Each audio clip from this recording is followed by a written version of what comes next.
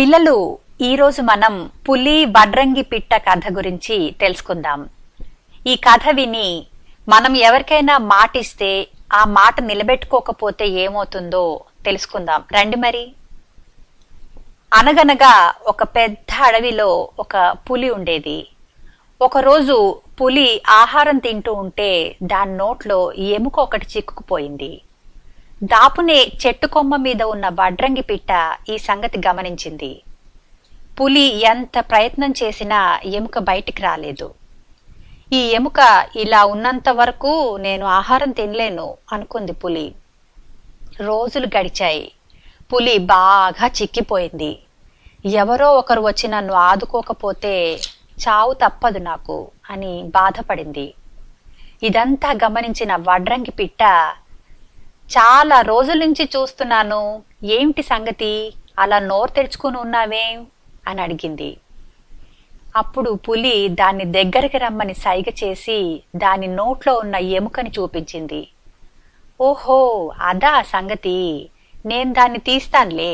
అయితే నాదొక షరతుంది. మరి నువ్వు చంపే జంతువు మాంసంలో నాకు కూడా వాటా ఇవ్వాలి, సరేనా అని అడిగింది.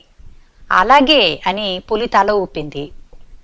వడ్రంగి పిట్ట పులి నోట్లోకి వెళ్లి ఎముకని నోట కరుచుకొని రివ్వున బయటకి ఎగిరిపోయింది. కొమ్మ మీద వెళ్లి వాలాక ఎముకని జారవిడ్చింది. అబ్బా, ఆకలి వేస్తోంది, ఆహారం కోసం వెంటనే వెతకాలి అని పులి వేటకి బయలుదేరింది. కొద్దిసేపటికే పులి ఒక లేడి పిల్లని చంపి దాన్ని తినడం ప్రారంభించింది.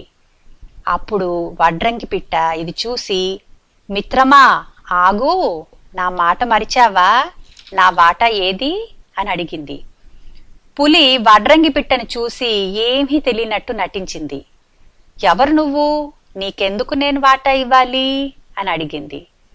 అది విన్న వడ్రంగి పిట్ట నివ్వెరపోయింది.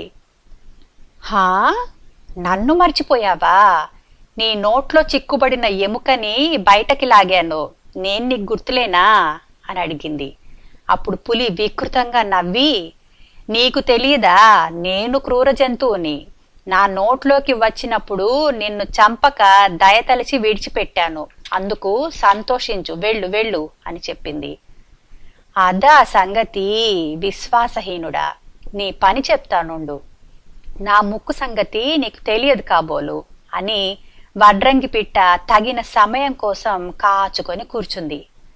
అంతలో పులి ఆహారం తిని నిద్రపోయింది. ఇదే మంచి సమయం, నీ సంగతి చెప్తాను ఉండు అని వడ్రంగి పిట్ట చటుక్కున వచ్చి తన ముక్కుతో పులి కన్ను పొడిచింది. బాధతో పులి గాండ్రించింది.